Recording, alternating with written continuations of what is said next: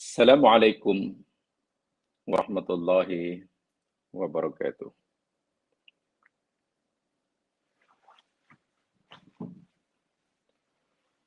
Alhamdulillahirabbil alamin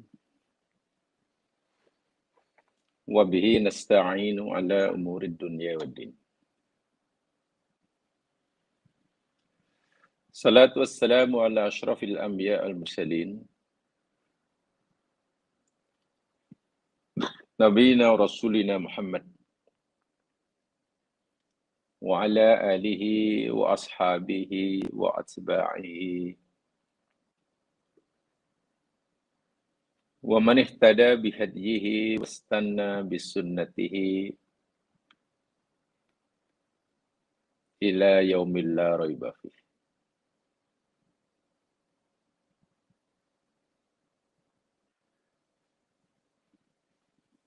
Qala Allah Ta'ala fil Qur'anil Azim ba'da a'udzu billahi minasyaitonir rajim.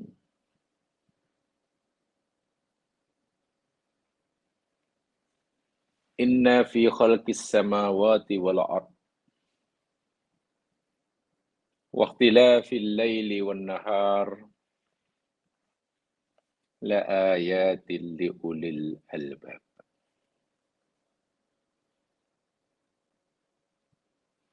Sesungguhnya dalam penciptaan beberapa langit dan bumi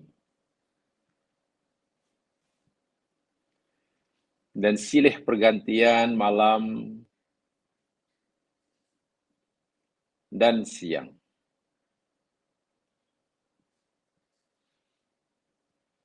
sungguh ianya merupakan tanda-tanda kebesaran Allah.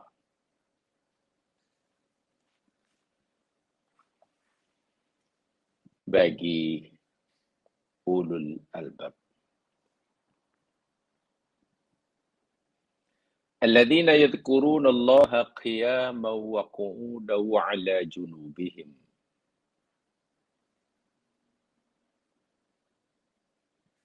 Ulul albab ialah orang-orang yang sentiasa mengingati Allah Subhanahu wa taala. Hatinya sentiasa berhubungan, bersambung dengan Allah yang menciptanya. Sama ada dalam keadaan berdiri atau ketika dia sedang duduk. Bahkan semasa ia sedang berbaring. Wa yatafakkaruna fi khalqis samawati wal ard. Sementara hatinya sentiasa bersambung dengan Allah yang Maha Mencipta alam semesta.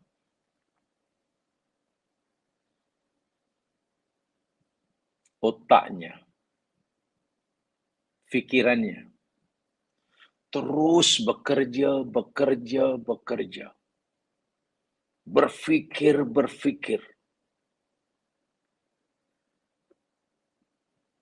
untuk mengetahui, sertanya memahami kebesaran Allah di sebalik penciptaan langit dan bumi. Apapun yang dilihatnya, direnungkannya, difikirkannya. Apapun yang didengarnya, dicari makna di sebalik itu. Sehingga ia menemukan pelbagai macam manfaat, kebaikan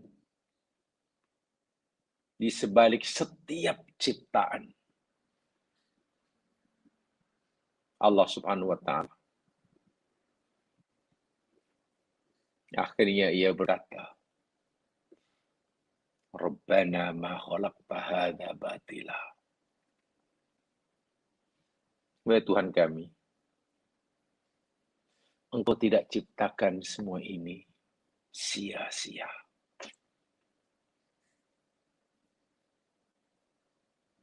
Tidak ada ciptaanmu, apa yang kau kehendaki ia wujud, melainkan pasti ada tujuannya.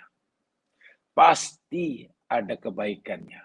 Pasti ada manfaatnya. Manfaat, kebaikan yang kau ciptakan di sebalik ciptaanmu ini. Semuanya buat kami. Akhirnya ia menyadari. Mereka menyadari kesilapan mereka selama ini. Lalu ia kata, Subhanak, Maha suci Engkau ya Allah. Hamba-Mu telah tersilap. Selama ini hamba-Mu fikir ada sesuatu yang Kau ciptakan yang sepatutnya Engkau tidak ciptakan. Karena ianya hanya membawa keburukan kepada kami.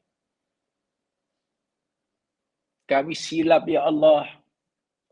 Kami selama ini tidak mengetahui kebaikan, tujuan di sebalik ciptaan-Mu. Sehingga kami fikir banyak perkara yang Kau ciptakan yang sepatutnya Engkau tidak ciptakan.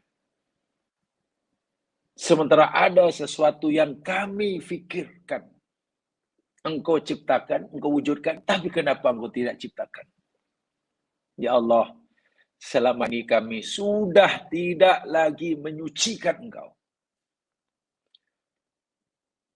Sekarang, setelah hamba-Mu lama berfikir, setelah sekian lama hamba-Mu coba menghubungkan hati anugerah-Mu dengan-Mu, dan memanfaatkan nikmat akal, fikiran, otak untuk berfikir. Kami tahu, Maha suci Engkau ya Allah daripada melakukan perbuatan yang sia-sia. Subhanak, Maha suci Engkau ya Allah daripada menciptakan hanya dengan tujuan saja. Ampuni dosa kami ya Allah, faqina adzabannar. Lindungi diri kami daripada azab api neraka. Oleh kerana dosa dan kesilapan kami, berprasangka buruk kepadamu selama ini. Selama ini kami sudah terlanjur tidak menyukai buah yang Kau ciptakan. Karena masam rasanya. Penat hamba-Mu menanamnya, penat hamba-Mu menjaganya, membajanya. Dengan harapan buah ini boleh dimanfaatkan, boleh dijual, dapat keuntungan. Kenapa Engkau ciptakan buah yang kami harus itu menjadi busuk? Kami kecewa, ya Allah. Kami kecewa karena tak sepatutnya Engkau ciptakan ini. Buah ini busuk. Buat apa Engkau cabut? Ya Allah, selama ini kami tuduh Engkau seperti itu. Jika kami tak suka itu, tak suka ini, tak suka itu, tak suka ini. Maha suci Engkau ya Allah daripada melakukan perbuatan yang sia-sia. Karena kejahilan kamilah, ya Allah. Kami sering berfikir seperti itu. Maha suci Engkau, Maha suci Engkau. Ampuni dosa kami. Lindungi kami daripada azab neraka karena kesilapan kami. Jamaah sekalian, ini poin penting daripada tafakur ulul albab yang sebenarnya telah kita pelajari sama. Sengaja saya sebutkan lagi sekali. Untuk mengingatkan kita. Jangan kita hanya merasa bersalah dan berdosa kepada Allah hanya ketika kita tak buat apa yang disuruh. Suruh solat tak mau solat, suruh puasa tak mau puasa. Dilarang menipu, kita menipu. Jangan kita hanya merasa berdosa kerana melanggar itu semua. Memanglah kita wajib merasa berdosa.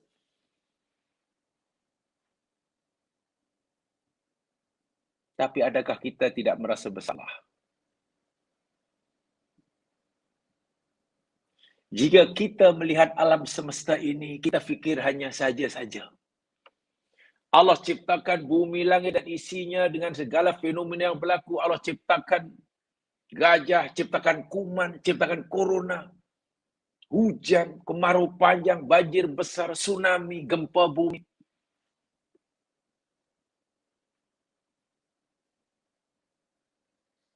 Apakah kita fikir itu saja? Kemudian kita tidak menyukainya karena ia musibah. Subhanallah. Kalau terlintas seperti itu, bukankah ini bermakna kita belum menyucikan Allah? Kalimat subhanallah yang selalu keluar daripada bibir kita, mulut kita, maknanya belum cukup punya arti. Jika kita melihat alam dan isinya ini, belum sebagaimana Allah menyuruh kita melihatnya. Dan itu juga kesalahan. Dan hebatnya, orang yang mampu merasakan, menyadari, telah melakukan kesalahan dalam perkara ini, dia tidak hanya merasa bersalah bila tak solat, tapi juga merasa bersalah jika tidak melihat alam sesuai dengan yang Allah suruh kita melihatnya.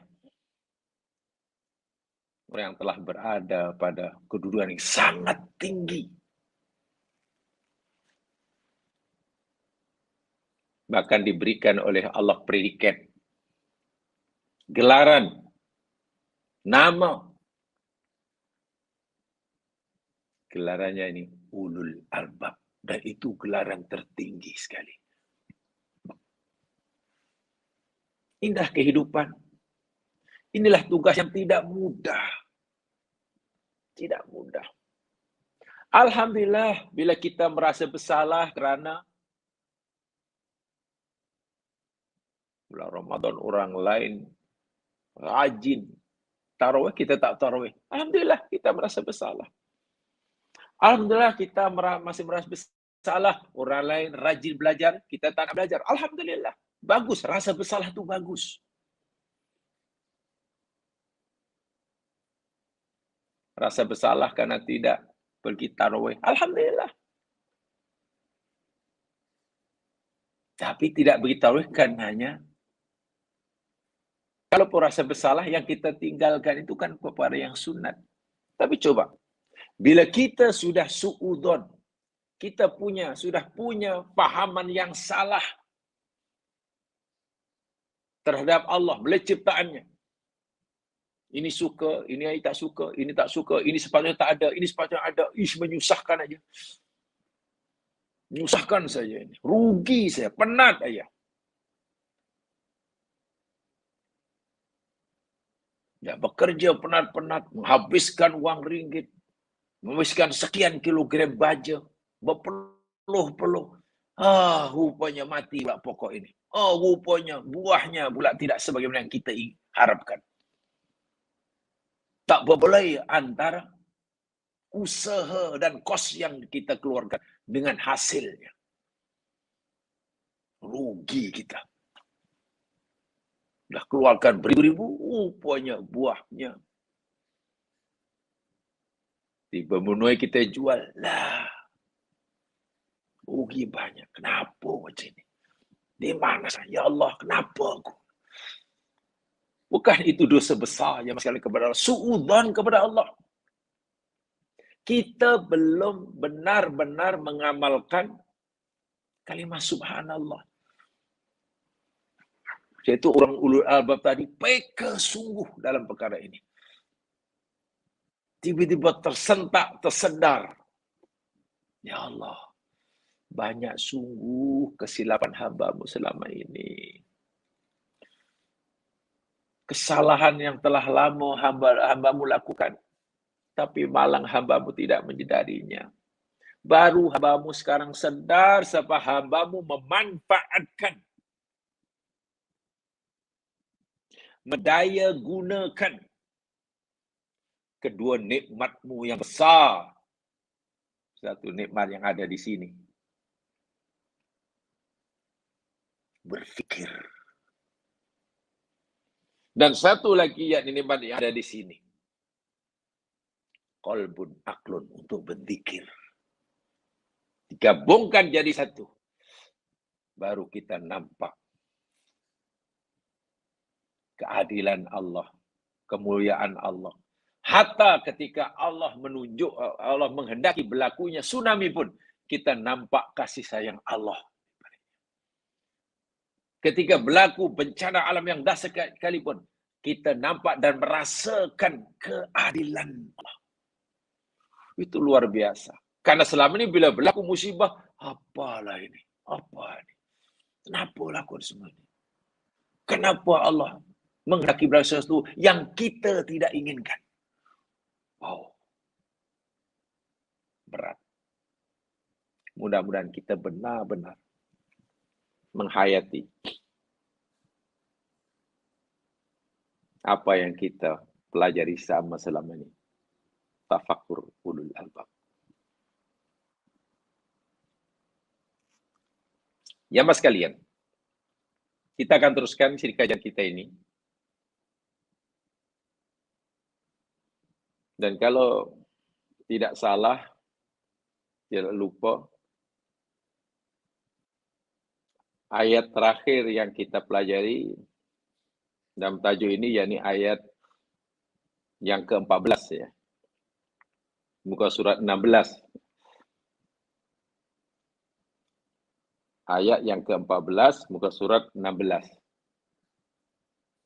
Betul ya, sebab sudah agak lama kita. Yang hari Sabtu sudah berapa kali Sabtu ya? 2 kali Sabtu kan? Lupa saya. Betul ke?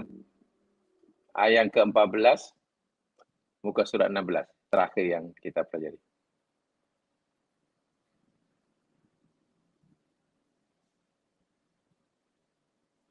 Betul ya, Saudara Imran? Supaya nanti tidak ada pengulangan. Takut nanti yang sudah diulangi, yang belum diulangi. Ayat 15, ayat 17. Oh, ayat itu yang buka surat 17. Itu ayat terakhir ya. Oh, oke, terima kasih.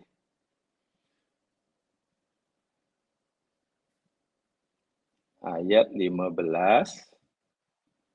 muka surat 17.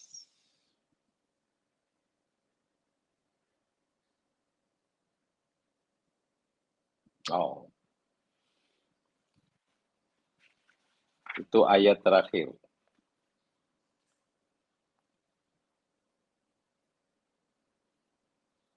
Ayat yang menceritakan tentang kekufuran setengah manusia akan adanya hari kebangkitan. Ya, itu ayat yang ke-15. Sekarang mari kita pelajari kalau itu ayat berikutnya. Ayat yang ke-16. Muka surat 18.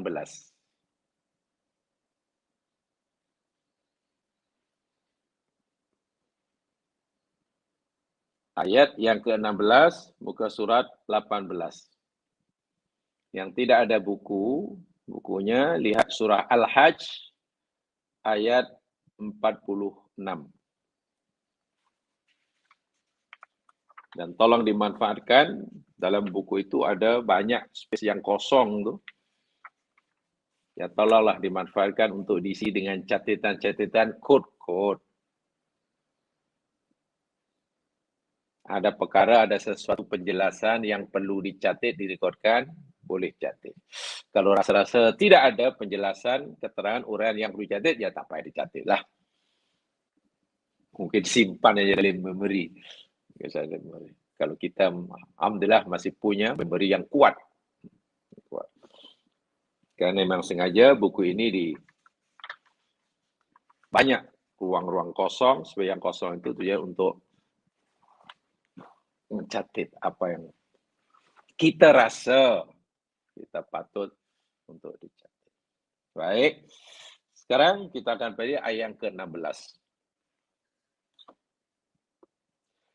A'udzu billahi minasy syaithanir rajim.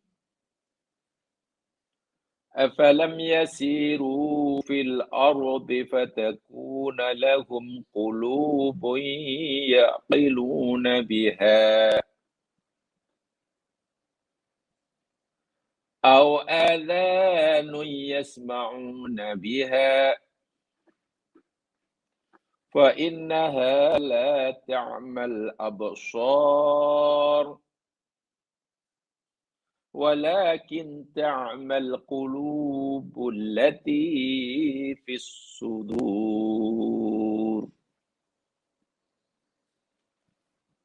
Al-Hajj 46.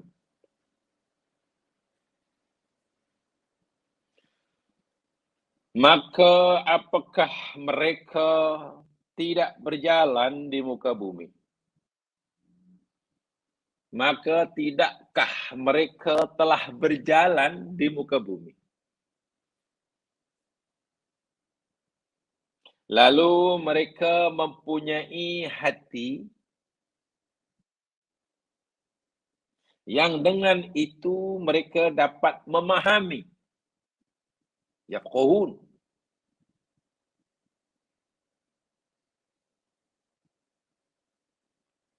Ya'kilun. Au adanu yasma'una biha.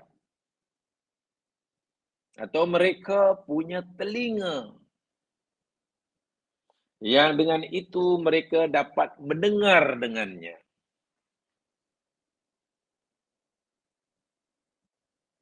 Mereka sudah berjalan ke sana kemari, melihat kesan-kesan sejarah umat silam, melihat matahari terbit setiap paginya, terbenam setiap petang harinya. Siang berganti malam, malam berganti siang. Silih pergantian arah angin. Hujan bertukar, kemarau bertukar jadi musim hujan, musim tenghujuh jadi hujan, gelombang air laut pasang surut. Mereka nampak. Allah kata, tidakkah mereka punya telinga untuk mendengar semua itu? Punya hati yang dengannya boleh memahami apa makna di sebalik semua itu. Kalaulah mereka punya hati, mereka punya telinga, punya mata, tapi tak mendapat apa-apa pengajaran dari semua itu. Yang mereka fikir itu hanyalah saja-saja. Ya macam itu, memang laut macam itu sifat dia. Ya masuk bulan-bulan hujan, ya hari-hari hujan lah. Bila hujan lebat, banjir lah. Tanah runtuh lah. Gempa bumi, ya memang alam begitu. Tak mendapat apa-apa pengajaran, tak mendapat apa-apa makna di sebalik itu.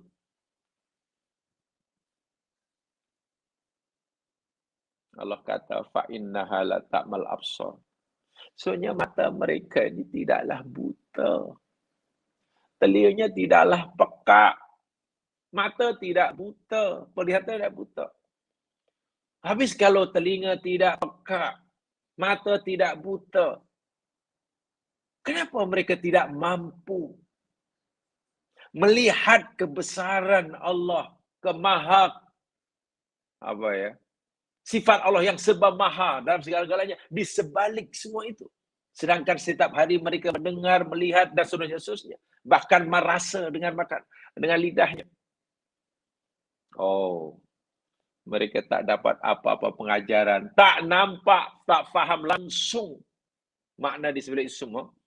Walakin ta'mal qulubul lati fis sudur. Tetapi hati-hati mereka yang ada di dalam itulah yang buta. Yang buta. Ya mas sekalian, sebelumnya saya ingin sampaikan terlebih dahulu. Bila Allah sebut mata, ainun, jamannya a'yun. Bila Allah sebut udhunun, jamaknya adhan, telinga. Bila Allah sebut qalbun, jamaknya qulub, maknanya hati. Itu adalah nikmat-nikmat Allah yang Allah anugerahkan kepada kita dan juga nikmat yang Allah berikan kepada hayawan. Binatang pun ada. Allah bagi kita mata, ainun, lembu pun ada ainun. Allah bagi kita udunun, telinga, kambing pun ada udunun. Allah bagi kita qalbun, yang dalam yang makna fizikalnya, physically maknanya jantung, kerbau pun ada jantung. Sama. Itu nikmat. Itu alat. Mata, telinga, kolbun itu nikmat tapi sebagai alat. Adapun apabila Allah menyebut yasma'un, sama'un, pendengaran, itu fungsinya. Fungsi bagi telinga. Bila Allah sebut basorun, yang absor, itu fungsi bagi mata. Bila Allah sebut yaqilun, aklun, dalam ayat ini yafqahun, fikhun, itu fungsi bagi nikmat qalbun. Ringkas kata, jika Allah bagi dia mata, tetapi matanya tidak difungsikan untuk basorun, yubsirun, minta maaf. Orang itu sama saja dengan lembu. Yang Allah bagi ainun, tapi ainun lembu tidak digunakan untuk basorun. Bila sesuatu Allah bagi udhunun, telinga, tapi tidak berfungsi untuk sama'un, tak maaf, orang itu sama dengan kerbau. Ada udhunun, tapi tidak berfungsi sebagai sam'un. Bila orang itu Allah bagi qalbun, qalbun makna fisikanya yakni jantung, tapi qalbunnya tidak berfungsi, makna-maknawinya hati, tidak berfungsi untuk al-aqlu, ta'akul. Untuk ta'akul. Maaf, sama dengan kambing. Allah bagi qalbun, tapi tidak berfungsi aklun. Bermakna pembeza antara kita dengan hayawan, bukan berbeza daripada segi aspek ada atau tidak ada, memiliki atau tidak memiliki Telinga, mata, hati. Sama, dah itu sama. Yang membezakan yakni sama ada mata, telinga, hati itu berfungsi sebagaimana tujuan Allah memberikannya. Mata hendaklah difungsikan untuk basar. Telinga hendaklah difungsikan untuk sam'un. Qalbun hendaklah difungsikan untuk aqlun. Baik, mungkin ada yang tanya begini. Kita ada telinga tapi juga mendengar, ada orang panggil dengar, lembu ada telinga dan dia juga mendengar suara. Kenapa dikatakan lembu tak ada sam'un? Nah, kita ada mata dan kita boleh melihat itu pokok, itu ini, itu pokok, itu ini. Kambing pun ada juga. Burung pun ada mata dan dia boleh lihat. Oh, itu buah, oh, itu rumput, oh, itu. Sama. Jemaah sekalian, mungkin sebagian yang kita sampaikan pagi hari ini telah kita sebut pada dahulu. Saya katakan, kalaulah ya, lembu yang Allah anugerahkan mata dan boleh melihat apa yang boleh dilihat oleh lembu dengan matanya. Kan lembu hanya dapat melihat, oh itu rumput, itu daun. Oh itu aku boleh makan, itu tak boleh makan. Kan itu saja yang boleh. Hanya untuk memenuhi dirinya ini. Dia melihat rumput lembu ini jamaah sekalian, dia lihat itu rumput. Tapi setakat mana kesan melihat yang dilakukan oleh lembu? Setakat ini boleh aku makan, ini tak boleh aku makan. Sudah. Oh, ini kayu, tak boleh makan. Oh, ini apa daging, aku tak boleh makan. Minta maaf. Kalaulah manusia melihat alam dan isinya, hanya seperti itu. Ini pokok manggis, saya suka. Ini pokok rambutan, saya suka. Ini petai, saya tak suka. Ini kelapa. Cantik, saya cantik. Saya cantik, saya suka tu. Yang ini tak cantik, saya tak suka. Kalaulah setakat itu kita memperlakukan ciptaan Allah. Kalau setakat itulah kemampuan mata kita guna hanya untuk itu, apa ubahnya? Apa bezanya dengan minta maaf dengan haiwan tadi? Lembu berjalan, kita horn. Dengar, dia dengar. Lembu dengar, kambing dengar. Macam kita kalau dipanggil, dengar. Yasma'un juga. Tapi coba, ketika lembu mendengar tadi, dia ada kereta, ada lori, nak lembu dengar tu, nak seberang jalan. Tapi, ya, dengar kerana tak peka. Tapi apa manfaat yang lembu perolehi, yang lembu ambil daripada kemampuan mendengar suara hon lori yang laju, bergerak, pantal, cepat tadi. Tak ada, dia tetap jalan. Dia tak fikir, kalau aku nak seberang jalan ini, dia dengar dia. Lori hon tu maknanya, ialah kalau ikut kita, hai lembu, janganlah seberang dulu. Aku pandu lori ni laju. Kalau awak seberang jalan nanti, awak tak sempat lepas jalan, awak terlanggar, mati. Itu kehendak kita pada lembu. Tapi lembu faham ke itu. Dengar tapi sama. Tak ada masalah. Bahkan sempat duduk pula tengah jalan. Bukan peka. Bukan peka. Nah, itu bukan mendengar yang dimasukkan oleh Allah bagi manusia. Itu bukan yubsirun yang Allah kehendaki. Bukan. Lebih daripada itu. Belum lagi pada hati. Lembu, kambing, kucing tu ada. Kolbun ada yang makan. Sehingga ada perasaan. Ayam, Masya Allah. Kalau kita kacau anak dia, anak ayam tadi.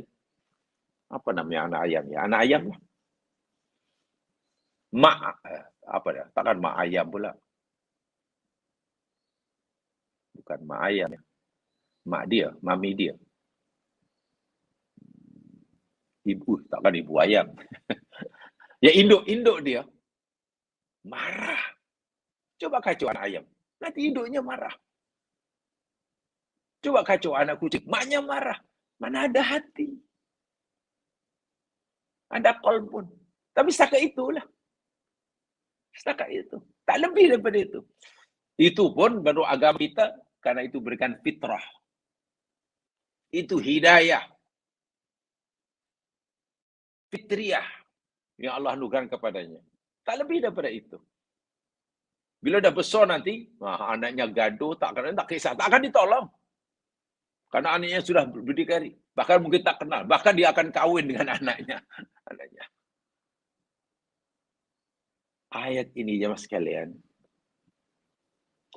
Pertama, Allah menyuruh kita melihat keagungan Allah di sebalik ciptaannya dengan menggunakan alat yang Allah berikan pada kita berupa mata, telinga, dan kolbun.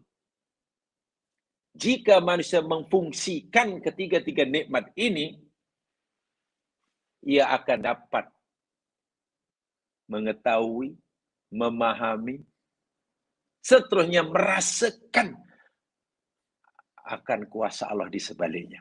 Sehingga melihat apa yang saja dilihat, bukan hanya melihat ini pokok mangga, ini pokok kelapa, ini pisang, ini air, ini batu, ini kayu. Bukan setakat itu.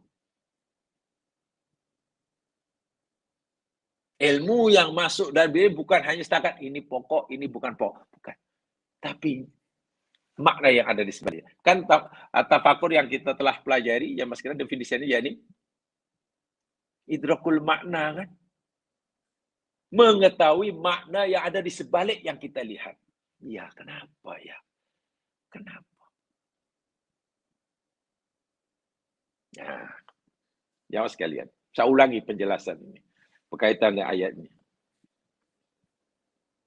Contoh mudah lah. Yang selalu saya sebutkan contohnya.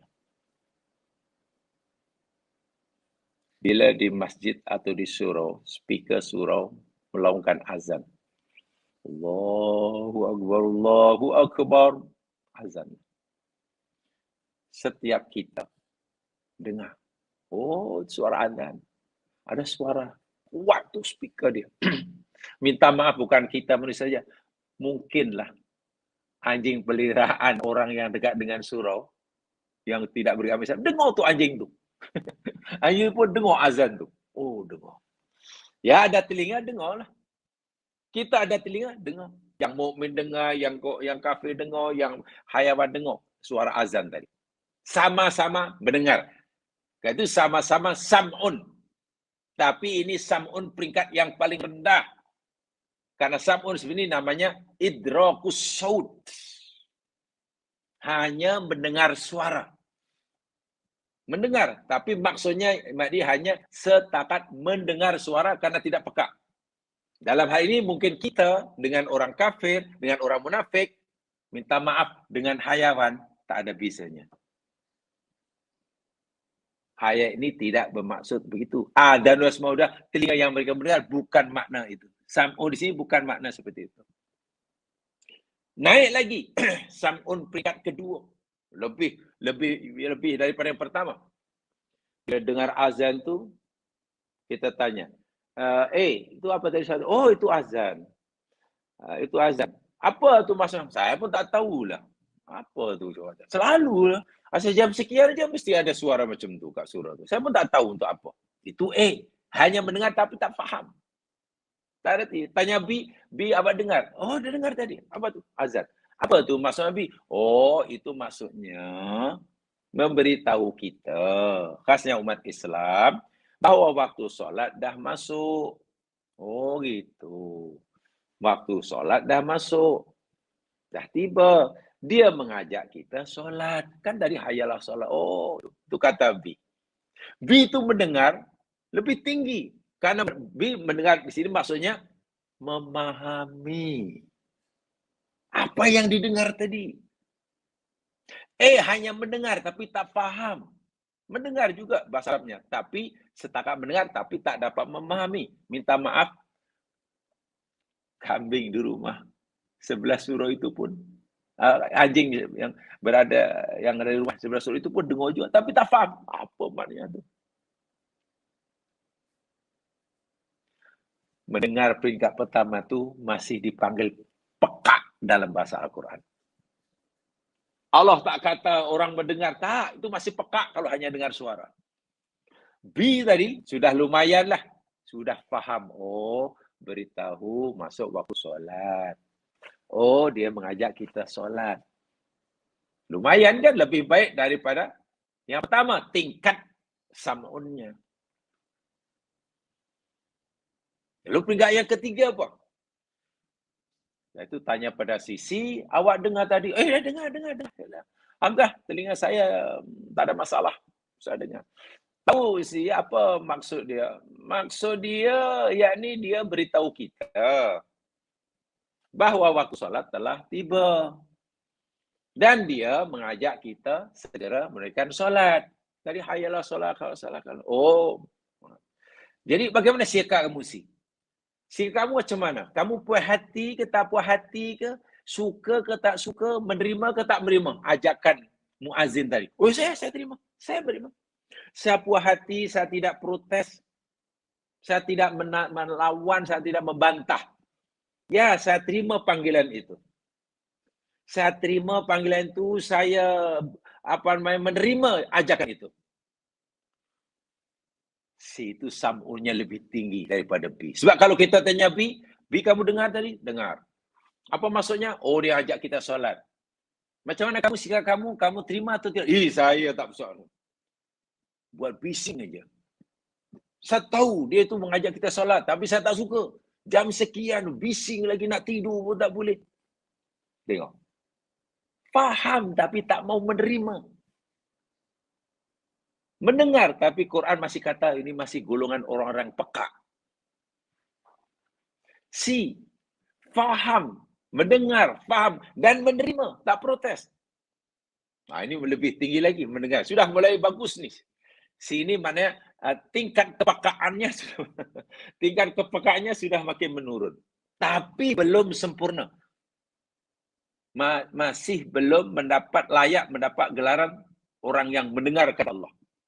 Masih kira peka juga tu.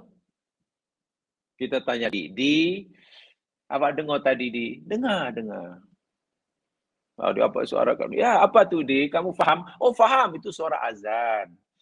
Bagi tahu masuk waktu solat. Dia pun mengajak kita solat. Oh, faham. Macam C tu, macam B fahaman dia. Lalu macam mana sikap kamu di? Ya, saya menerima. Saya menerima panggilan itu dan saya terima kasih karena diingatkan. Saya pun terima kasih diajak dan diseru untuk menjaga solat sama-sama. Jadi awak menerima sih. Ya. Sekarang apa tindakan kamu? Ya, sekarang saya akan pergi. Saya akan pergi ke tempat yang panggilan tadi. Kalau surau lah. Kalau masjid lah. Aku nak pergi berisyaratkan tadi dan solat sama-sama. Nah, itulah yang dimaksudkan oleh Allah makna sami'a yasma'un. Bukan hanya mendengar suara, bukan hanya memahami suara yang ia dengar, bukan sekadar menerima panggilan suara yang dia fahami tadi, tapi melaksanakan, mengerjakan. Itu makna sami'a. Jadi bila Quran kata isma'u, dengar oleh kamu, itu maknanya bukan kita suruh dengar karena kita tak peka. Kalau kita sudah mendengar karena tak peka, kenapa Allah suruh kita isma'u? Coba. Isma'u yang terakhir itulah peringkat keempat namanya al-inqiyad, melaksanakan, melakukan, mengerjakan apa yang kita dengar dari suara tadi, yang kita fahami tadi. Oh iya, sami'na wa ta'na. Lalu kita pergi. La haula wala quwwata illa billah. Barulah kita bebas daripada predikat sumun. Melihat demikian juga. Nah, fungsi telinga yang mendengar, mata yang melihat, Setelah, oh saya tahu itu suara azan. Oh saya faham itu mak kita solat. Oh udah solat, dia faham dan itu panggilan Tuhan. Alhamdulillah kita sudah dapat bahan tu. Lalu kita berikan pada hati. Hati, sekarang kamu mesti mengambil sikap. Ini seruan azan. Ini panggilan Allah. Allah yang seru. Macam mana sih hati? Sikap kamu, oh kalau begitu aku menerima. Hati. Itu kerja hati dah. Aku menerima. Dan kalau kamu sudah menerima hati, apa sikap kamu? Ada kamu hanya sekadar menerima tapi tak nak buat? Atau kamu menerima dan kamu nak buat? Oh kalau begitu aku nak buat. Hati yang menentukan nanti buat atau tidak. Nah hati yang macam namanya hati yang yakilun. Yakilun. Tapi kalau hanya mendengar dan faham, tapi tak mau menerima dan mengamalkannya, hatinya maknanya hati masih bisu. Jika mendengar dan faham dan menerima tapi tak buat, hati pun masih buta. Dan yang buta bukan mata. Sebab itu Allah kata matanya celik. Celik mata dia terang, bahkan tak pakai spek. Telinganya, Masya Allah. Sehat walafiat. Walaupun umur sudah 70 lebih, 80 lebih. Umur 81 tahun. Tapi kemampuan mendengar telinganya dah masih macam budak umur 81 terbalik, 18. Hebat. Tapi kenapa ya? Dia dengar, dia faham tapi tak mau buat. Allah kata, bukan telinganya yang peka, tak dengar suara. Bukan mata kepalanya yang buta. Tapi itu, hati itu.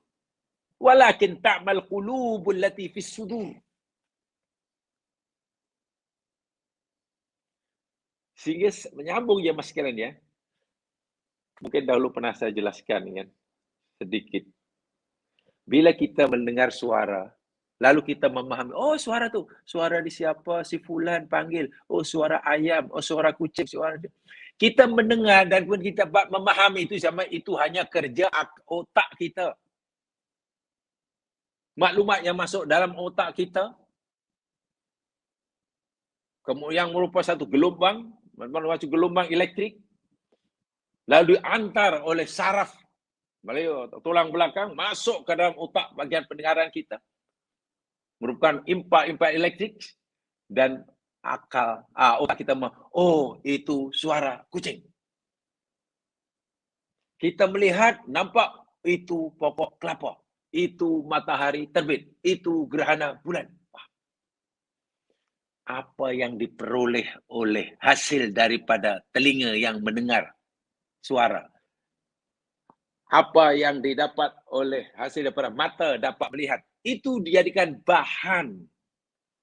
Itu jadi bahan, jadi bekalan buat hati menimbang-nimbang. Terima atau tidak? Terima atau tidak? Terima atau tidak? Lalu hati, kalau itu saya mesti terima. Sebab risikonya sangat berat bila aku tolak. Manfaatnya sangat besar bila aku terima. Itu hati punya kerja. Setelah aku terima, hati pun pikir lagi. Rasanya tak cukup kalau aku hanya menerima. Aku kena buat. Karena ini suruhan.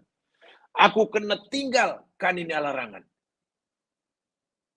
Setelah aku mengetahui keajaiban, melihat keajaiban, memahami keajaiban yang ada di sebalik alam ciptaan Allah. Hati kata, kalau itu aku mesti meyakini bahwa yang mencipta ini pasti maha sempurna, maha bijaksana. Semuanya sujud kepadanya. Jadi semua makhluk sujud kepadanya. Alangkah jahatnya diri ini jika tidak sujud sama bersama mereka. Itu kerja hati. Jadi tak cukup kalau hanya mata terang, telinga terang, tapi hati buta. Sebab itu Allah tegur ayat ini, Allah cela orang ini, orang apa dalam ayat ini, Allah bukan mencela orang yang pekak telinganya tak dengar suara. Allah bukan mencela orang yang matanya buta tak melihat apa-apa. Tapi Allah mencela orang yang Allah beri kolbun tapi tidak berfungsi. Jamaah sekalian, saya tadi mengatakan, bila Allah sebut sam'un, itu fungsi sebenar bagi ulun. Bila Allah sebut basorun, itu fungsi sebenar daripada ainun. Bila Allah sebut aklun, akal, itu fungsi sebenar daripada kolbun. Hanya mungkin dalam bahasa kita ini, bahasa Melayu ini mungkin ya lainlah. Kita kadang bila sebut akal di sini. Ya, awak tak ada akal kah? Tak ada akal. Ya tak apalah, mungkin memang di sini kan memang hubungan antara, minta maaf sebenarnya saya sendiri masih sedang mempelajari, masih baru paham sikit-sikit tentang perkara ini. Apa hubungan fikiran ketika berfikir melihat sesuatu yang nampak dengan hati?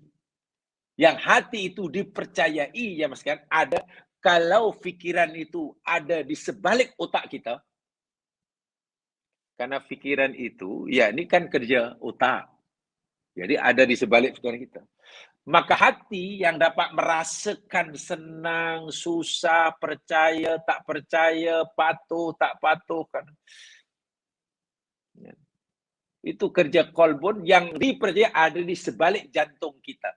Bersifat maknawi. Yang peliknya, walaupun hati itu berada di sebalik jantung yang nampak, ya kalau yang nampak fizikal namanya jantung. Yang tak nampaknya itu namanya hati. Yang maknawinya. Erat sekali hubungannya dengan apa yang ada di dalam otak bagian depan. Namanya nasyah. Namanya lobus frontalis. Namanya frontal lobe. Itu luar biasa rupa-rupanya. Memang tidak mudah.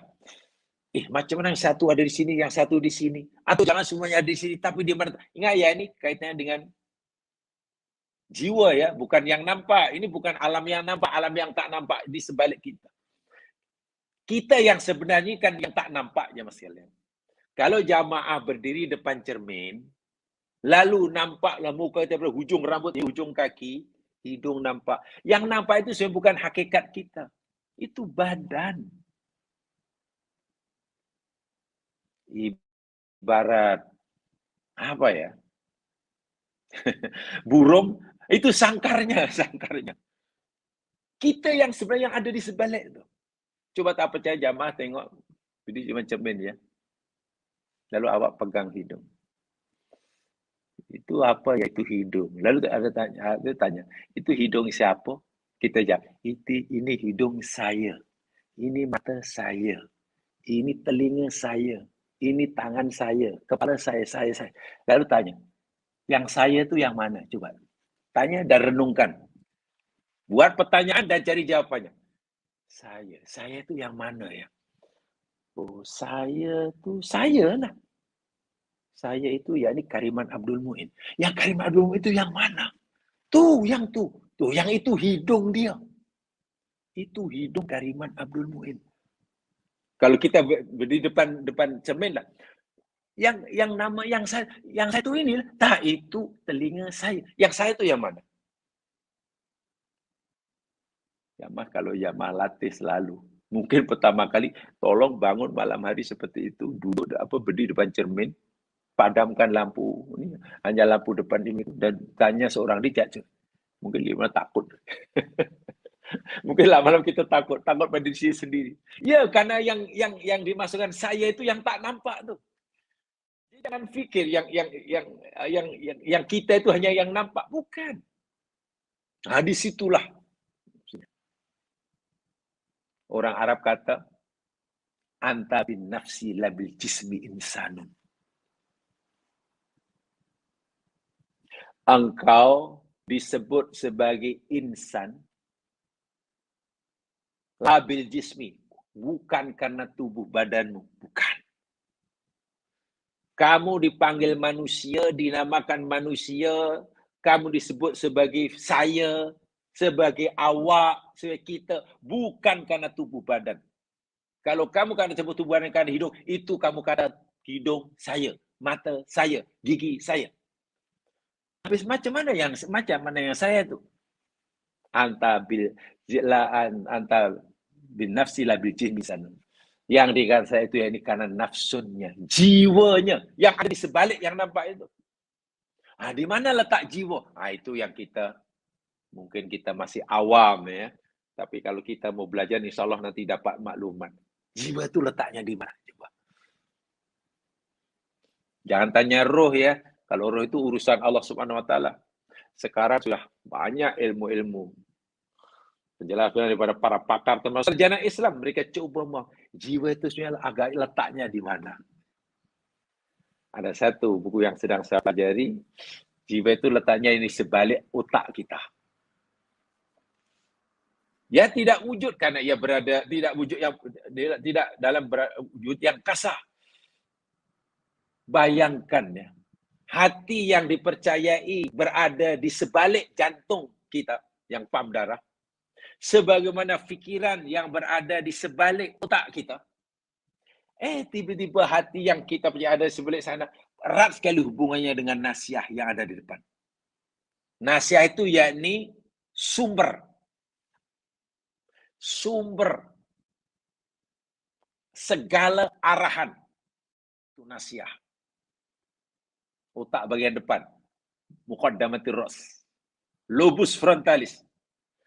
Bila kita dengar suara, kita dengar arahan, kita nak patuh ke, nak tolak, percaya atau tak percaya, ikut atau tak ikut, itu arahannya yang datang daripada otak bagian depan. Itu sudah dipercayai. Itu kajian saintifik yang sudah diterima pakai. Kalau tengok macam itu, maknanya hati yang fungsinya menimbang tadi letaknya di otak. Rupanya juga tidak. Tapi erat hubungannya antara yang di sini dengan yang di sini. Orang ingin bohong, orang ingin cakap jujur, itu arahannya otak bagian depan. Orang ingin marah, marahlah kamu. Orang ingin memaafkan, arahnya dari depan. Peliknya pula, arahan yang datang daripada otak bagian depan, memberi kesan kepada jantung. Bila otak bagian depan, kamu marah pada orang itu, dia sudah keterlaluan, kita marah, bla bla bla. Yang suruh kita marah itu arahannya dari sini ya sekalian, nasiah namanya.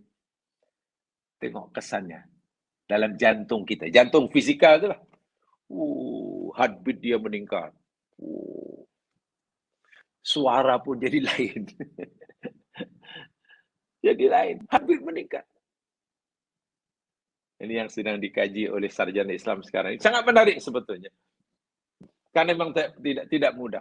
Quran banyak maklumat seperti itu, tapi maklumat Al-Quran yang bisa umum tadi, dan Quran memang ilmu yang luar biasa, maklumat daripada Allah. Dan mungkin hanya dipahami oleh mereka yang pakar. Kenapa saya kata dari nasihat tadi, Quran sebut banyak kali, jamaah boleh mempelajari asrarun nasiah. Rahsia otak bagian depan menurut Al-Quran. Menurut hadis Nabi SAW, kita akan temukan di sana nanti rahsianya. Sehingga dalam surah Al-Alaq pun, lanas fa'am, apa namanya? Kala ilam yantahila so'am bin nasiyah. Siap. Kalau dia tidak mau berhenti, terus-menerus memusuhi Muhammad Rasulku, lanas fa'am bin nasiyah. Aku akan tarik, rentap nasiahnya. Macam mana nasihat rentap nih? Nasihat yang mana ya Allah? Nasihatin kadibatin khoti'ah. Nasihat yang banyak berbohong. Yang banyak buat salah. Macam mana nasihat buat salah? Macam mana nasihat boleh buat salah? Rupanya semua arah ini dan itu sudah dibuat kajian. Baik, jamaah sekalian. Kembali pada ayat ini. Allah mencela manusia yang hanya menggunakan matanya untuk melihat sesuatu yang ada di depannya. Oh, ini pokok. Oh, ini pisau. Oh, ini meja. Oh, ini rumah awak. Oh, ini handphone. Oh, nomor awak saya tahu ini. Kalau setakat itu fungsi mata, Allah masih cela orang ini. Oh, itu matahari terbit. Oh, itu matahari terbenam. Allah masih mencela kepada mereka yang punya telinga, tapi hanya berfungsi setakat mendengar suara. Oh, ini suara kucing. Oh, ini suara panggilan. Oh, ini suara telepon berdering. Oh, ini suara radio. Oh, ini suara berita. Suara petir. Allah masih celah. Karena Allah ciptakan dunia ini bukan setakat untuk itu. Memang satu antaranya untuk itu, tapi hendaknya kamu lebih. Bila kamu melihat matahari terbit, bila kamu mendengar suara petir, bila kamu melihat gerhana matahari, bila kamu melihat desiran bunyi angin puting beliung, ya jangan berhenti di situ, Allah kata. Coba kamu pikirkan. Bak kata Allah, ketika kamu melihat matahari terbit, dan itu berlaku atas kehendakku.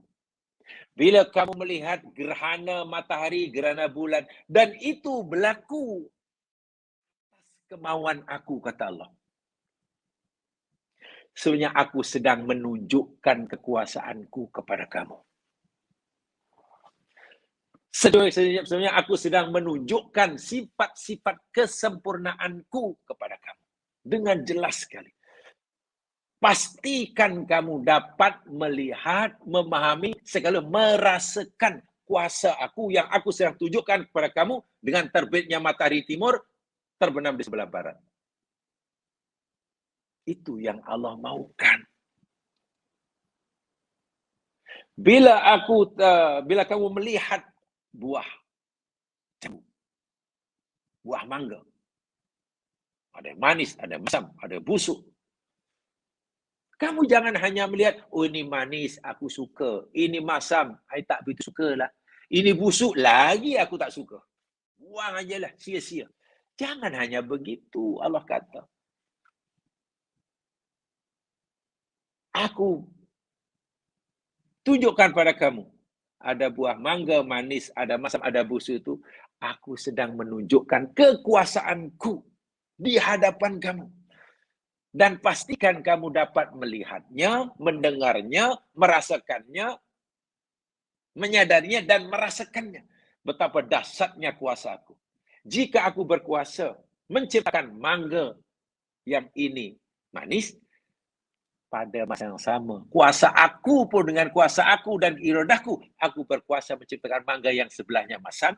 Bahkan dengan kuasa dan kehendakku, aku juga berkuasa menciptakan mangga yang satu tangkai dengannya busuk.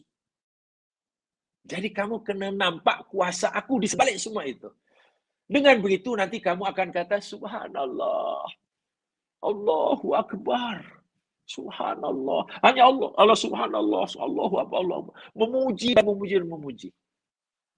Karena benar-benar terpampang di hadapan kita dengan nyata, hati dapat merasakannya, menyadarinya, kuasa Allah yang maha dahsyat.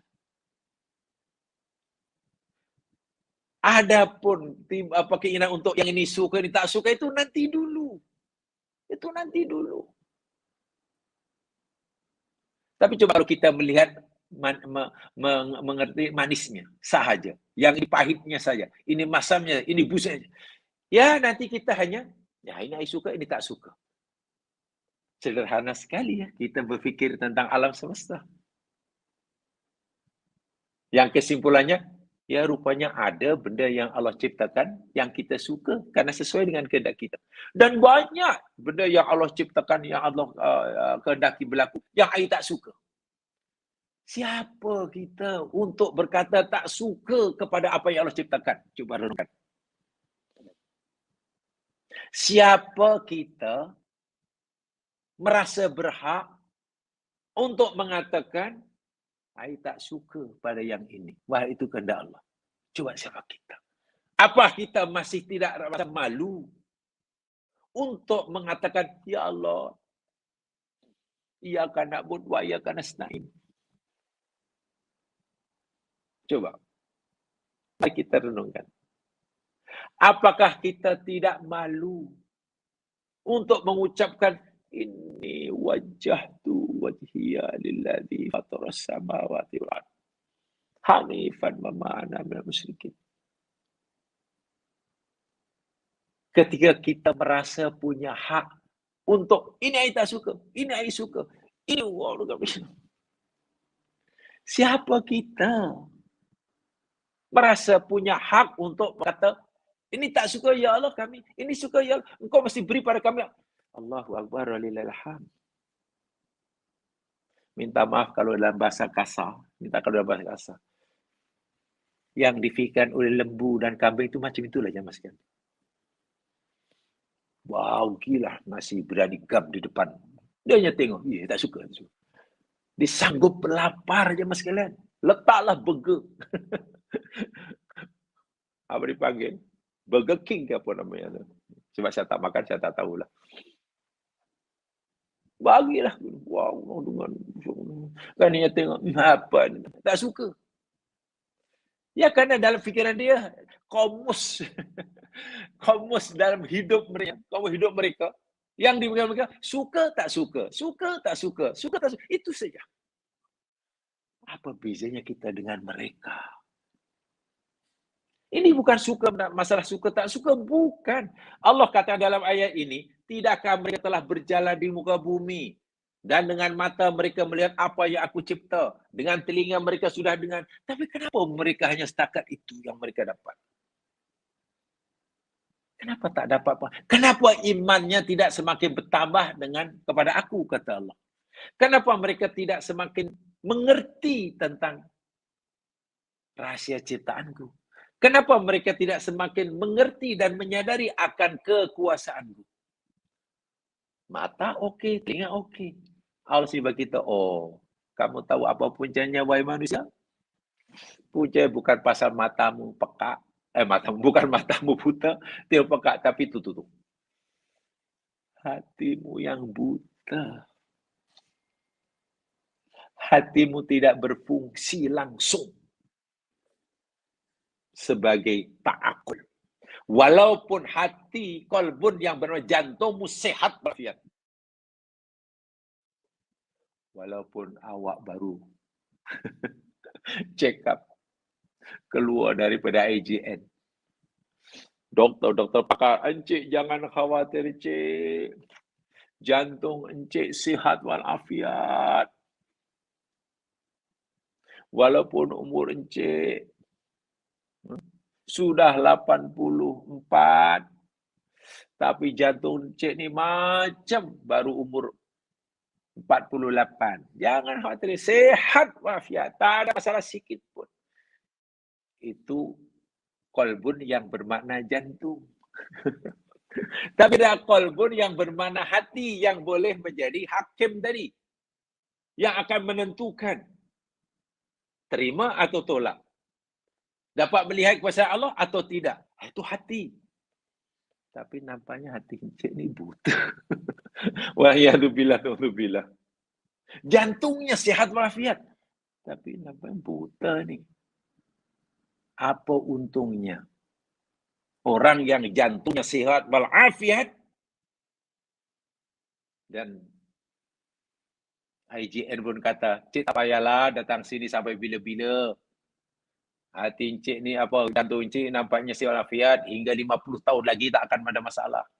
Apalah untungnya kita punya jantung yang sihat, tapi jika hati, dia fungsi hatinya buta. Coba. Apalah untungnya kita punya mata yang sehat sehingga nampak segala-galanya. Tak kabur pun, tak blur. Semut ada di dinding, malam hari pun nampak. Tapi bila mata tidak berfungsi sebagai basorun, yubsirun. Apalah untungnya kita punya telinga yang sehat walafiat. Semua segala bunyi-bunyian kita mendengarnya. Mulai pada bunyi suara petir hingga suara bisikan cicak malam hari kita dengar umpamanya. Tapi bila dia berfungsi sam'un, makna yang keempat. Sam'un tadi yang ada 4 tingkatan kan. Sam'un makna pertama, mendengar suara. Sam'un makna kedua, faham akan suara, akan panggilan itu. Faham. Sam'un yang ketiga, yakni faham dan menerima suara itu. Tidak komplain, tidak protes, tidak menentang. Sam'un yang paling atas, dan itu yang Allah maukan. Mengamalkan, melakukan, mengerjakan. Imtithal dan ingkiat terhadap apa yang dia dengar, dia fahami, dan dia terima itu. Apa untungnya punya telinga yang terang mendengar suara? Hanya peringkat sam'un pertama. Tapi bila tidak sampai peringkat sam'un yang keempat. Rugi. Itu yang Allah celah dalam ayat ini. Minta maaf, Allah sendiri bagi tahu kita. Orang seperti itu kal an'am. Seperti binatang ternak. Balhum adol. Bahkan mereka lebih sesat daripada binatang-binatang tersebut. Paham ya? Itu poin penting untuk dapatkan ulul albab. Sekarang macam mana? Karena puncanya tadi rupanya bukan pada telinganya alhamdulillah sehat. Matanya sehat. Puncanya Allah kata tuh. Kolbun yang tidak yakilun tuh. Bukan jantung yang tidak berfungsi untuk pam darah, untuk pastikan sirkulat ke seluruh tubuh dengan sempurna, bukan. Kolbun yang tidak berfungsi sebagai untuk ta'akul itu punca. Ya, mungkin hati itu berpenyakit. Ini telah kita pelajari dahulu. Mungkin hatinya berpenyakit sehingga tidak berfungsi normal. Atau mungkin hatinya bukan sekadar tidak berpenyakit, bukan sekadar berpenyakit, tapi hatinya sudah mulai mengeras dalam proses menjadi keras, mengeras. Wah, itu lebih teruk lagi tuh. Nanti semakin tidak berfungsi. Mungkin hati bukan sekadar mengeras, hati sudah menjadi keras. Wah, itu lagi teruk. Sudah jadi keras. Mungkin hati bukan setakat sudah jadi keras. Hati itu sudah ada penutup. Ini menurut apa Al-Quran ya, kalau kita yang belajar Qalbun Salim tahu lah tuh. Bukan sudah penutup. Wah, kalau saya penutup jangan kan. Walaupun matanya terang benderang, telinganya terang benderang, lidahnya sehat walafiat, gerakannya bagus, uratnya bagus, tulangnya tak bagus, semuanya bagus. Rambut pun tidak ada selai yang gugur. Rambut pun tak ada selai yang gugur. Mana sehat, lebat rambut dia. Kulitnya tak ada yang kedut. Giginya tak ada yang tertanggal. Boleh diibaratkanlah semua sel dalam tubuhnya sehat walafiat. Kalau ada yang mati pun, yang mati sikit. Sehatlah maknanya. Tapi jika kolbunnya sudah peringkat keras dan ada penutup, minta maaf kembali pada apa kata Allah. Kal an'am. Itu binatang peternakan itu. Mungkin hatinya bukan ada penutup. Penutupnya sudah berkunci.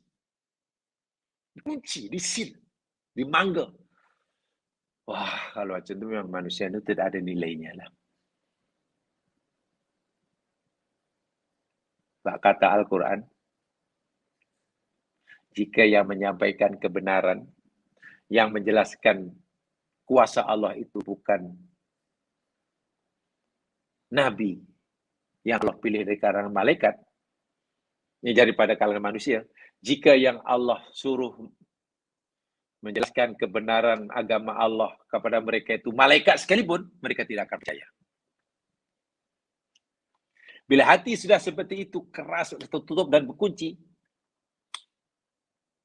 jangankan yang cerita tentang adanya siksa kubur, nikmat kubur, itu orang yang belum mati, belum ada pengalaman mati. Jika tok nenek moyang mereka yang dah mati ratusan tahun, hidup semula ke dunia, lalu cerita pengalaman di alam barzah, karena mereka ini sudah kenyang pengalaman mati.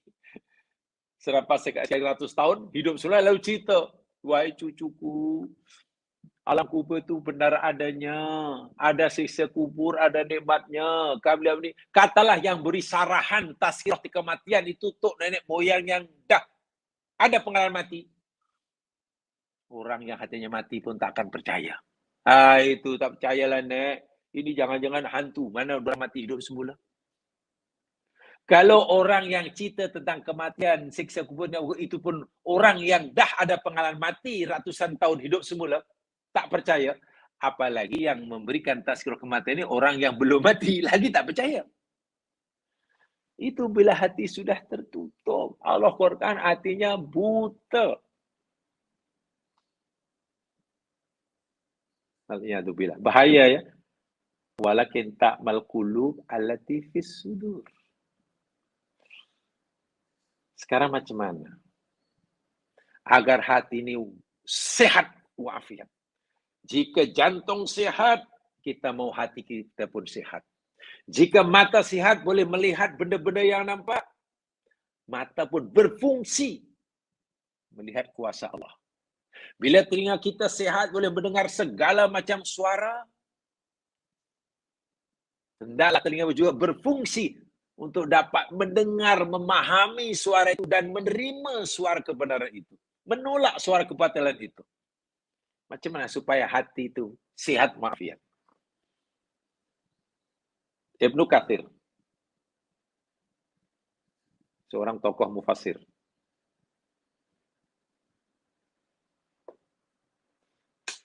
Di dalam tafsirnya pernah berkata Ibnu Abid Dunya. Jadi Ibnu Katsir mengutip perkataan Ibnu Abid Dunya. Ibnu Abid Dunya berkata, qala ba'dul hukama.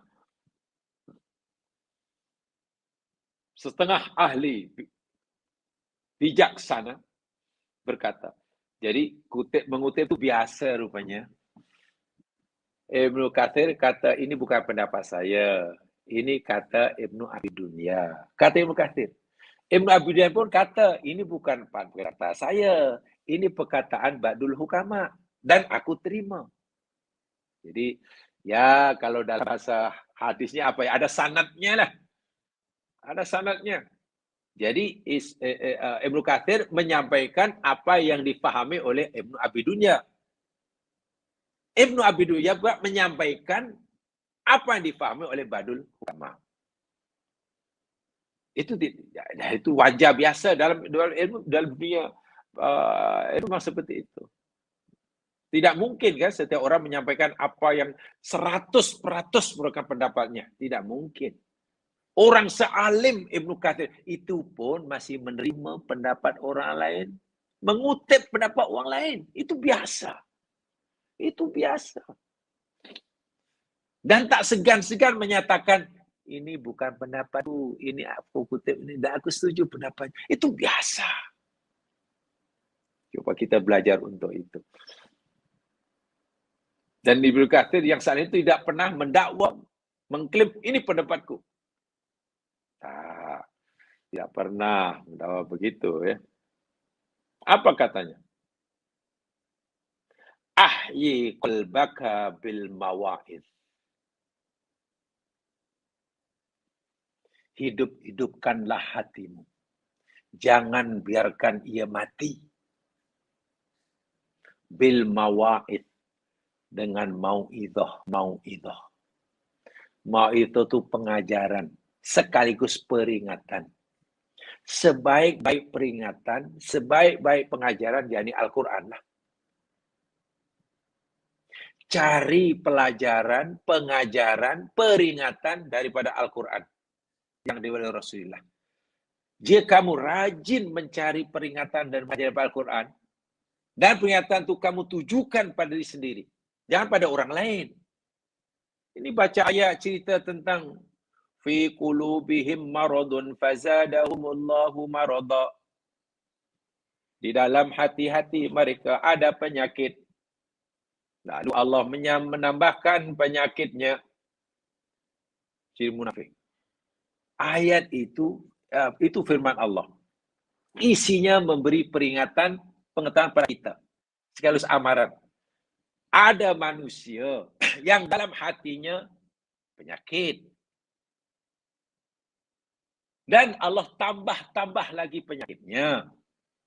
Penyakit itu, penyakit ini, penyakit hati lah ni.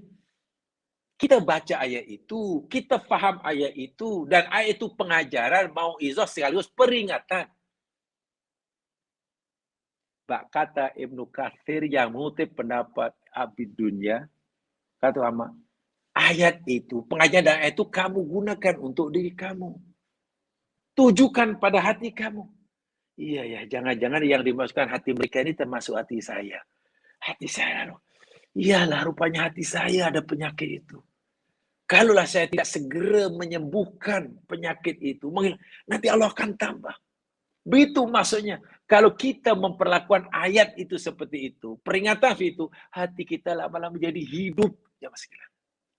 Tetapi sebaliknya, kalau kita baca ayat itu bukan hanya untuk orang lain, tak ada ayat untuk kita. Baca ini contohnya dia itu. Dia itu hatinya berpenyakit. Tengok degil luar biasa. Tengok sekarang lagi teruk. Baca ayat lagi. Khatamallahu ala qulubihim. Khatamallahu ala qulubihim wala simalam suari misabah. Nih. Allah sudah tutup, sudah kunci hati mereka, telinga mereka, pandangan mereka tutup. Itu pengajaran, itu peringatan keras yang Allah berikan pada kita, kita pula yang sedang membacanya. Pesanan Ibnu Katsir, mengutip pendapat Ibnu Abi Dunya, kata, pastikan ayat itu kamu rasakan, ditujukan kepada kamu yang sedang membacanya. Oh iya ya, jangan-jangan yang dimasukkan oleh Allah, hati mereka yang ada kunci termasuk saya. Lalu kita coba mencari-cari, iya, jangan-jangan saya, macam mana lah kalau saya termasuk. Jangan malah ditujukan, nih ayat ini untuk fulan tuh. Yang tadi dalam hati mereka ada penyakit tuh, itu memang betul tuh. Itu memang contoh yang nyata yang dimasukkan oleh Quran. Tentang fi qulubihim maradun. Yang khatamallahu, itu dia. Sehingga tidak ada dalam Al-Quran 30 juzuk, 114 surah yang dia baca, yang dipahami, yang ditujukan pada diri sendiri. Semua tuju pada orang lain. Kalaupun ada ayat yang merasa ayat itu kepada diri sendiri, ayat yang baik-baik saja. Ayat yang baik-baik saja. Innallaha astara minal mu'minina anfusahum wa amwalahum bi'alamul jannah. Allah membeli dari orang mukmin jiwa mereka, jiwa raga mereka, atau mereka akan dapat surga. Ini aku nih. Bila cerita tentang Allah akan ampunkan dosanya, ayat yang surga yang hanya untuk dia. Tapi kalau ayat tentang celaan Allah pernah ini untuk orang lain. Ya, macam mana kita akan jadi orang baik? Kalau membaca Al-Quran pun bias. Baca Al-Quran pun tidak adil. Maksudnya apa? Bila kita baca Al-Quran, kalau kita mau hati kita ini hidupnya, karena Quran penuh dengan mau'izah, cobalah kita usahakan setiap ayat yang kita baca, yang kita faham ini, seakan-akan, seolah-olah ayat itu baru turun malam tadi kepada diri kita. Sebelum kita nampak orang lain, ini aku nih. Ini mereka ini pun menyembah aku, beriman pada aku, beriman pada aku, menyembah aku, Allah di tepi saja. Bila dapat kebaikan, dia suka. Bila dapat keburukan, dia keluar. Dia mengeluh. Bila dapat kesenangan, dia suka. Bila dapat kesenangan, dia mengeluh. Jangan-jangan aku ni. Tujukan pada kita. Nanti lama-lama hati itu jadi hidup. Jadi celik. Tidak peka, tidak bisu, tidak buta. Itu yang pertama. Wanawirhu fil fikri. Cara yang kedua. Supaya hati ini tidak buta. Sebab Quran kata, yang buta hatinya. Nawwirhu bil fikri. Sinarilah hatimu. Beri dia nur. Dan supaya hati ini sentiasa bercahaya. Cahaya. Terang, benderang, dan tidak gelap gulita. Bagaimana caranya? Bil fikri. Berfikir. Tafakkur. Bak kata surah Ali Imran, wa yatafakkaruna fi khalqis samawati wal ardh. Berfikir. Erat sekali rupanya hubungan antara tafakkur dengan tadakkur. Hubungan antara otak dengan hati. Muh dengan kolbun. Hubungan antara berfikir rasional dengan berfikir emosional. Erat rupa-rupanya hubungan antara peranan hipokampus dengan peranan amigdala. Nanti hati akan bercahaya kalau kita dapat mensinergikan kedua-duanya ini. Itu orang dahulu dah faham, kefahamannya sudah setinggi itu jamaah sekalian. Nawwirhu bil fikri. Berfikir. Jangan hanya karena ingin makan dan perlukan sambal kacang, ambil cili kan. Dah situ. Jadi melihat cili hanya sebagai bahan untuk buat sambal. Jangan.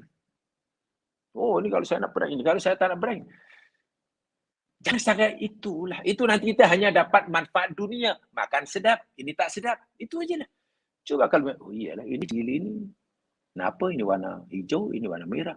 Kenapa yang kecil pedas, yang besar sangat kurang pedas? Macam mana ia boleh sangat pedas yang ini? Yang ini pula tak pedas. Tapi kenapa ya limau yang di sebelahnya pula manis? Ini cili pedas bukan main ni. Namanya cili api. Cili api ke cili padi namanya. Cili padi ke cili api. Namanya cili padi. Pedas sungguh. Tapi kenapa ya tebu yang di sebelahnya manis? Wal akar tebu dengan akar cili. Tidak ketui kurit tanah. Bersalam. Berjabat tangan. Macam mana yang pedas masuk cili yang tak pernah silap pula tu. Sikit pun. Sehingga kita merasakan tebu tadi, tak adalah ada sikit-sikit rasa cili. Ketika kita gigit cili, tak ada sikit-sikit rasa tebu. Allahu Akbar. Kita hanya Allahu Akbar. Allahu Akbar. Bila hati kita latih seperti itu, kata Ibnu Katsir, mengutip kata Ibnu Abi Dunya, kata Ahlul Kamal, hati jadi terang benderang, bercahaya. Wa qawwihi bil yakin. Beri hati kamu itu kekuatan. Jangan bagi dia lemah. Macam mana supaya hati dia jadi kuat? Bil yakin. Meningkatkan keyakinan.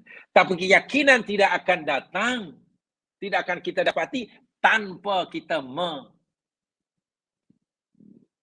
rajin berfikir. Dan yang terakhir, kalau kita mau hati kita hidup, celik, tidak buta, dalilhu bil maut. Buat hati kamu itu rendah, merendahkan diri. Buat hati kamu itu tunduk. Buat hati kamu itu merasa hina, merasa tunduk, merasa berdaya. Bil mauti, dengan sentiasa mengingati kematian. Sebab banyak mengingat kematian, hati ni haji, nak sombong tak jadi. Nak menipu tak jadi. Nak buat sesuka hati tak jadi. Kan ingat mati. Ingat mati. So ada berapa tu ya? Ada 4 ya. Kalau hati kita mau hidup, tidak buta maksudnya. Sebab Allah kata, hati buta segala-galanya. Memang. Itu penyakit yang paling dahsyat. Agar tidak mati, pertama. Beri kehidupan dengan mau'izah. Hidupkan dengan banyak peringatan daripada Allah. Baik. Beri cahaya, nur, dengan rajin berfikir tentang ciptaan Allah. Tambah kekuatan. Jangan bagi dia lemah. Macam mana? Dengan meningkatkan keyakinan. Tapi, tak mungkin kita dapat keyakinan tanpa rajin berfikir. Tanpa rajin mencari peringatan. Dan terakhir, buat hatimu itu rendah diri, tawadhu, tunduk, khusyuk, dengan selalu mengingat kematian. Ingat, itu pesan Ibnu Katsir dan ulama silam ya. Mudah-mudahan kita mengalami ini daripada apa yang disebutkan dalam ayat 46 surah Al-Hasyr. Ya sekalian, nampaknya itu saya sempat saya sampaikan hari ini. Mungkin kita akan sambung pada kesempatan yang lain. Mudah-mudahan diberkati oleh Allah, dan baru saya menyampaikan alhamdulillah kalau kita masih bersama. Subhanakallahumma bihamdika, asyhadu an la ilaha illa anta, astaghfiruka wa atubu ilaik. A'udzu minasyaitonir rajim. Al-'asr. Innal insana fi khusr illa alladziina aamanu wa amilus shalihaat tawassaw bil haqq. Assalamualaikum warahmatullahi wabarakatuh.